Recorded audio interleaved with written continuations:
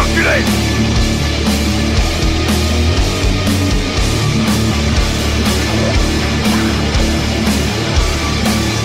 Si tu te pointes encore, tu peux être sûr que tu repars avec la bite dans un Tupperware.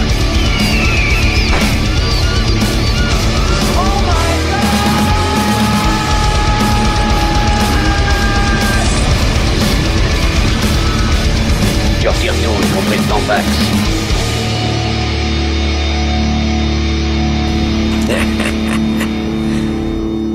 Pardon. Bonjour à tous, ça faisait un bail. Agent spécial Goofy au rapport. Bon, c'est pas une grande révélation, mais vous le savez, copier sur son voisin, c'est mal. Entrons dans l'hyperespace. On y va! Mais alors en plus, si en copiant vous faites de la daube, c'est vraiment que vous cherchez les claques. Moi, l'hyperespace me donne toujours des courts-circuits. Pour le 7ème art, c'est pareil.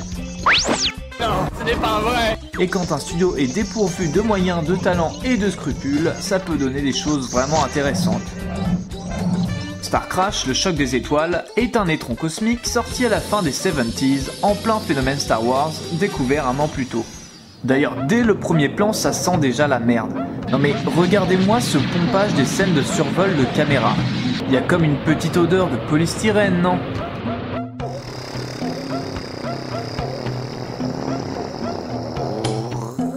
Bah qu'est-ce que tu fous?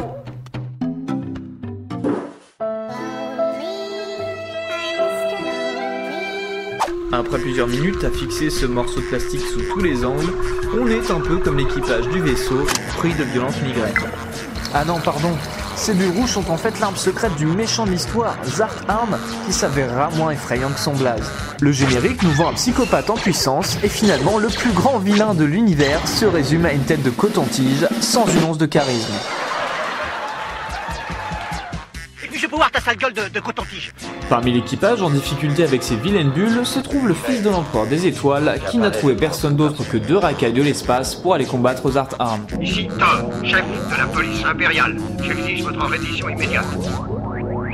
Essaie d'abord de nous attraper, sale flic, on discutera après. Oh, ça meurt! Et d'ailleurs elle craint un peu la justice du futur, hein, parce que vous pouvez vous retrouver condamné à casser du caillou en slip après avoir été jugé par un machin croisé entre Krang et Donald Trump. Le scénario va donc graviter autour de ces deux rebelles, Acton et sa moumoute, qui semblent possédés par le diable à chacune de ses apparitions,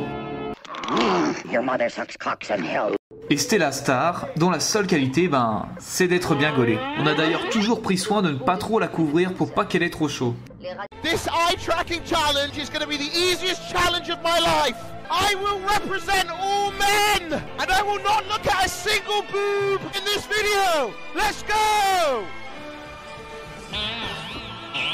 Fuck! Il y a aussi le robot nommé Elias, sur lequel je vais m'arrêter 2 minutes. Alors Elias, c'est un peu comme si Dark Vador avait enculé ses 3 PO, vous voyez ? C'est trop circuit! J'ai des circuits affectifs et logiques, l'humour m'est inconnu. Il a une voix et un look qui se rapprochent de Vador, et comme c'est 3 PO, il a un bal dans le fion et passe son temps à faire des remarques de merde dès qu'il l'ouvre. Moi, l'hyperespace me donne toujours des courts-circuits. Ma ceinture est coincée.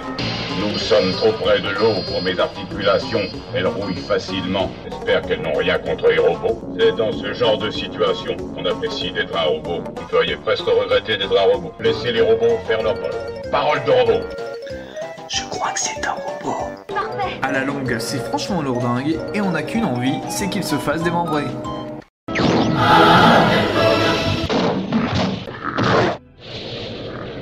Tout au long du film, ces 3 abrutis vont tenter de retrouver le fils de l'empereur en commençant par une planète peuplée de nanas très peu couvertes. Cette rencontre donne évidemment lieu à des combats tellement merdiques qu'ils en feraient rougir Bikini Karate Babes.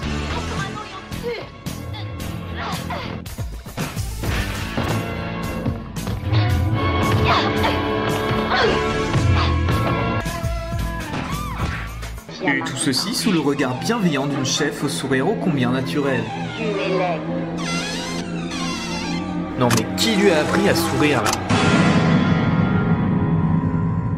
Tu es une espionne. Branchons sur elle la pompe cérébrale. Ouais. La pompe cérébrale, elle est branchée depuis que j'ai commencé ce film.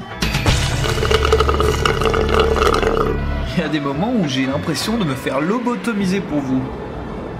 Bref, cette épopée va également conduire nos héros sur une planète où grâce à Dieu les habitants sont plus habillés. Non mais vous imaginez un peu la vue si ces débiles qui sautent partout n'avaient pas inventé les sous-vêtements?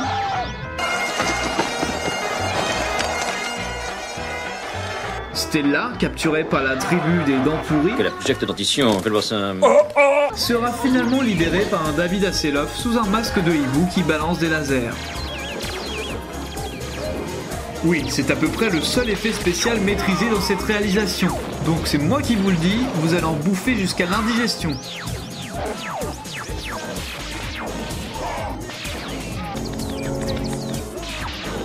Parce que la technique de l'image par image, ben... c'est toujours pas ça. Ne restons pas là. On découvre ensuite que la planète des dents pourries abrite en fait le repère de Zard Arm. Trop lâche pour se battre, Mister Coton-Tige envoie ses 2 boîtes de conserve rouillées, Impitoyable. ce qui donne une dernière occasion au film de pomper maladroitement sur Star Wars. La torture s'achève sur un déluge de polystyrène, de piou piou piou et de boum boum sans grand intérêt. Finalement, on peut reconnaître un bon film à la trace qu'il laisse derrière lui sur le 7ème art. Aux yeux de certains, ce sera Shining ou Blade Runner, pour d'autres, Trainspotting ou The Big Lebowski. Plagiat aussi vite qu'un trou noir, notre pauvre étron stellaire ne laissera quant à lui de traces que sur les mailles de nos WC. Regarde un neutron stellaire.